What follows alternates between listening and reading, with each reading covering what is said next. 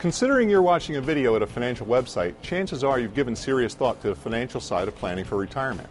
But to be fully prepared for the transition from the workaday world to post-career life, you've also got to do what I call lifestyle planning. That is, figuring out how to assure that the next stage of your life is socially and emotionally fulfilling as well as financially secure. So, how do you plan for the social aspects of retirement? Here are 3 suggestions. First, try to visualize how you'll actually spend your time in retirement.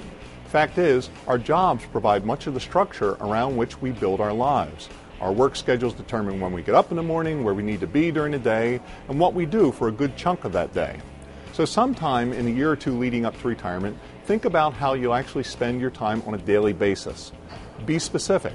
Jot down your schedule and then think how many of your activities will move with you to retirement and how to replace those that won't.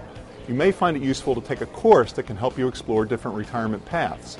By Googling the phrase lifestyle retirement planning, for example, you'll find a number of sites that offer advice on this aspect of retirement, as well as organizations that offer seminars and individuals that provide coaching. Second, create a network of people you'll be able to count on for social contacts once you retire. Good relationships are important in retirement. Indeed, a Pew Research Center report released last year found that retirees who are very satisfied with their number of friends were nearly 3 times more likely to be happy than those who were worried about relationships.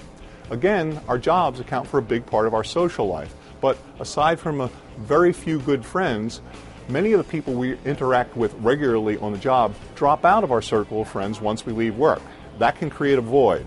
To fill it, look to establish new relationships with people or groups you have a common interest with, say sports or music, or that you share your values, perhaps some form of community service. Finally, give your retirement vision a reality check. Some people's retirement fantasy is relocating to an idyllic retreat on the beach or in the mountains. Others see retirement as a time to pursue a new challenge, maybe starting a business or writing a book. That's fine, but do a test run first. Before you relocate to a lodge on a remote lake, rent for a month or 2 first to make sure it's not too tranquil for your tastes. And before you spend 2 years traveling around doing research for your magnus opus on the migrating habits of ruby-throated hummingbirds, take a course at a local college to make sure that you actually enjoy writing and that your skills are up to snuff.